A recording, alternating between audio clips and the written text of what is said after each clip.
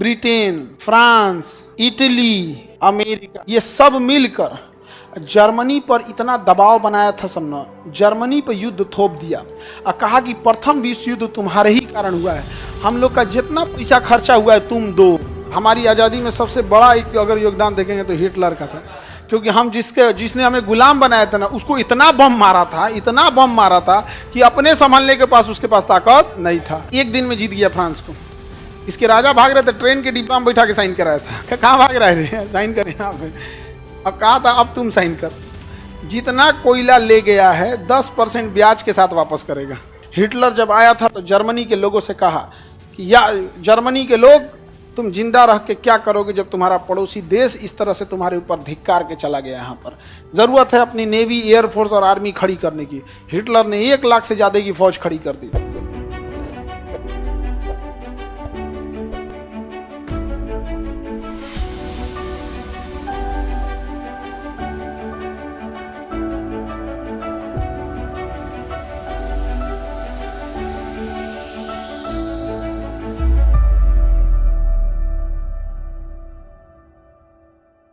प्रथम विश्व युद्ध जो था वो जर्मनी वर्साई की संधि द्वारा हुआ।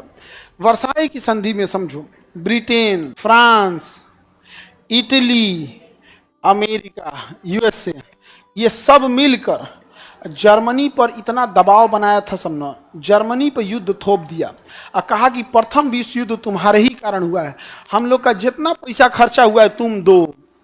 वर्साई की संधि में बेशर्मों ने ये लिखा था और कहा था कि तुम्हारा जो जर्मनी का ये रूर घाटी है ना, इसमें जितना कोयला होगा वो फ्रांस ले जाएगा। 20 सालों तक कोयला कौन ले जाएगा? फ्रांस। जर्मनी से जबरदस्ती उगलवाया था सब। कहा था जर्मनी की सेना 1 लाख से ज़्यादा नहीं होगी, साइन कराया था। जर्मनी नेवी नहीं रख सकता, ये भी साइन कराया था। जर्मनी एयरफोर्स रखता है, ये भी नहीं रख सकता, ये भी साइन कराया था। यही वजह था कि वहाँ का एक सैनिक था, नाम था उसका हिटलर। हिटलर जब आया था तो जर्मनी के लोगों से कहा कि या जर्मनी के लोग, तुम जिंदा रह के क्या करोगे जब तुम्हारा पड़ोसी देश इस तरह से तुम्हारे ऊपर धिक्कार के चला गया। यहाँ पर जरूरत है अपनी नेवी, एयरफोर्स और आर्मी खड़ी करने की। हिटलर ने 1 लाख से ज़्यादा की फौज खड़ी कर दी। हिटलर ने नेवी रखा, पनडुब्बी रखा, एयरफोर्स रखा। जब सब रख लिया तब हिटलर तैयार था। फ्रांस से कहा हमला करो फ्रांस के ऊपर। 1 दिन में जीत गया फ्रांस को। इसके राजा भाग रहे थे, ट्रेन के डिब्बा में बैठा के साइन कराया था। कहाँ भाग रहे थे, साइन करें यहाँ पे। अब कहा था अब तुम साइन कर, जितना कोयला ले गया है 10% ब्याज के साथ वापस करेगा। इसीलिए लोग हिटलर के लिए पागल थे। जितना कोयला ले गया कितना वापस करेगा? 10%। पूरे फ्रांस पर किसका कब्जा हो गया? हिटलर का कब्जा हो गया। हर जगह कब्जा हो गया। मारा था ब्रिटेन पे ना, लंदन में 15 दिन और 15 रात बिना रुके बम गिराया था। 15 दिन 15 रात बिना रुके बम गिराया था। लंदन परेशान हो गया था कि रात में कैसे बम गिराया जाए। तो रात में लंदन ने पहली बार आविष्कार किया, पहली बार लंदन में स्टार्ट हुआ ब्लैकआउट की चीज, अंधेरा कर दिया गया। तभी जहां तहां बम गिरा के आ जाते थे सब। रात बिरात में गाय को सफेद रंग का पेंट करते थे सब, ताकि कहीं दिखे रात में। यहाँ पे इतना ज्यादा जर्मनी ने बम गिराया था, तबाह कर दिया लंदन को जर्मनी ने। हमारी आज़ादी में सबसे बड़ा एक अगर योगदान देखेंगे तो हिटलर का था, क्योंकि हम जिसने हमें गुलाम बनाया था ना, उसको इतना बम मारा था कि अपने संभालने के पास उसके पास ताकत नहीं था। इसलिए ब्रिटेन ने लगभग 45 देशों को आज़ाद किया। उन 45 देश को, हिटलर को, हम तो कहते हैं उसका भी पिंडदान के लिए दुआ करना चाहिए। हिटलर का नहीं समझ में आ गया? तो तुम लोग गया जाना अपने पूर्वजों का पिंडदान करने ना, तो एक बार हिटलर के भी दुआ करना कि ईश्वर उसे शांति दे और स्वर्ग से उठा के बैकुंठ धाम में बैठा है। हमारी आज़ादी में बहुत बड़ा योगदान था हिटलर का। और मुसलमान लोग सोबरात के दिन 1-2 रकात नमाज उसके लिए भी पढ़ दीजिए। समझ में आ गया? दुआ मांगिए किसके लिए? हिटलर के लिए।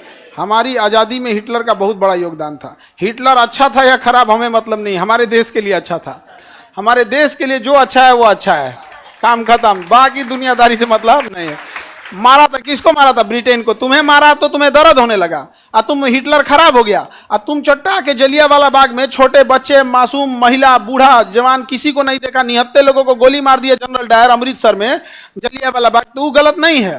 और हिटलर मार दिया तो गलत है, कोई गलत नहीं है। हम तो कहते हैं कि प्रथम विश्व जब आप प्रथम विश्व युद्ध के याद में आप इंडिया गेट युद्ध में मारे गए लोगों के याद में आप बना सकते हैं, द्वितीय विश्व युद्ध के याद में आप स्मारक बना सकते हैं, तो एक दिल्ली में बड़ा सा होना चाहिए आप लोग को हिटलर चौक। हमारी आज़ादी में बहुत योगदान था, मार के बर्बाद कर दिया था हिटलर। हिटलर की गलती बस क्या थी ना, हिटलर अति महत्वाकांक्षी हो गया था।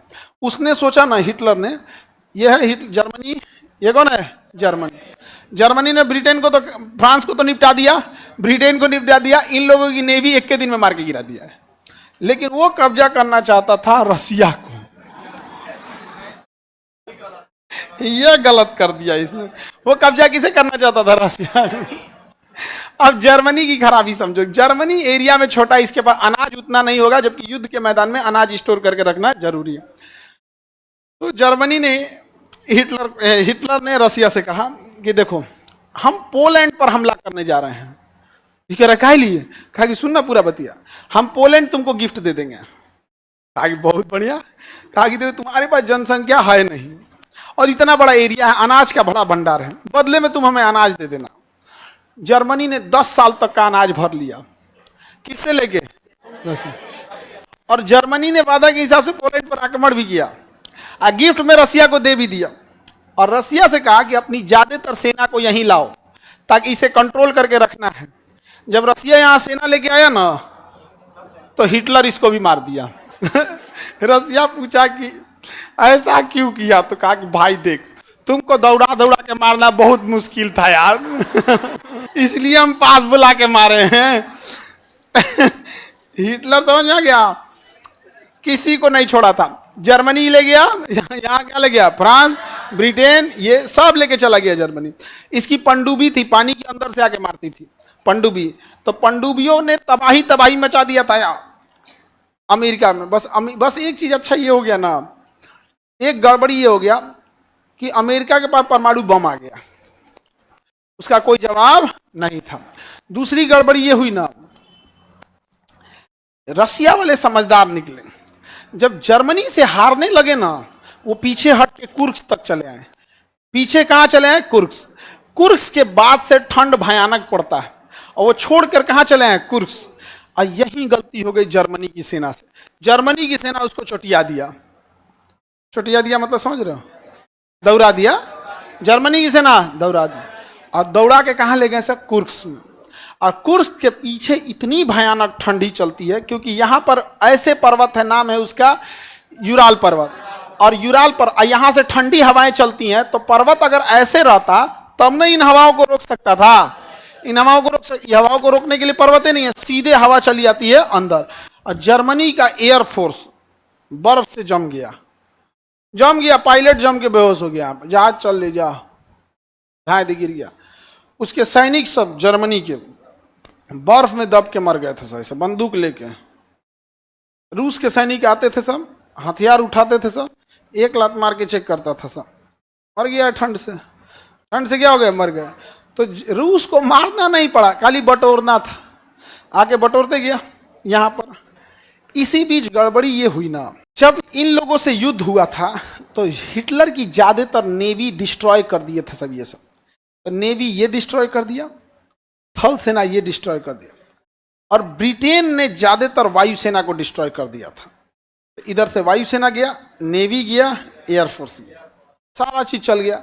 और चारों ओर से दुश्मनी ना ले लिया हिटलर, चारों ओर से ले लिया हिटलर दुश्मनी। यही गड़बड़ी हो गया, एक दो ओर से बचल था। हालांकि सुभाष चंद्र बोस उसको समझाए थे, हिटलर को सुभाष चंद्र बोस ने समझाए थे कि आपको रसिया पर मूव करना घातक हो जाएगा, लेकिन वो माना ही नहीं था। कहा पूरी दुनिया जर्मनी के अधीन रहेगी, किसी को कोई दिक्कत, आगे बढ़ जाए। पूजा शर्मा, सर हम सास नजर से परेशान हैं, पढ़ाई में दिक्कत हो रहा है, क्या करें। तुम लोग क्या कर रहे हैं, ड्राम बोल रहा है सब, तुमको ये नहीं समझ में आया, ड्राम सास ससुर ननद से लड़ाई हुआ है, सेम वोल्टेज दोनों, नहीं समझ आ गया। सास ननद और इस सब में लड़ाई वर्चस्व की लड़ाई है, शीत युद्ध। किस चीज की लड़ाई है, वर्चस्व की लड़ाई है। उसी में तुम लोग कैसे काम चला के पढ़ाई लिखाई करो, दूसरा का इसमें तुम लोग बताओ जी क्या उपाय है इसका। जब बात ईगो और वर्चस्व की हो जाती है तो उसका कोई अंत नहीं होता है। यहाँ पे छोट छोट चीज के लिए खाली दिमाग शैतान का घर, हमेशा देखना, जो काम नहीं किया है, ज़्यादा जो पढ़ा लिखा नहीं है, खाली दिमाग बैठल है तो क्या करेगा?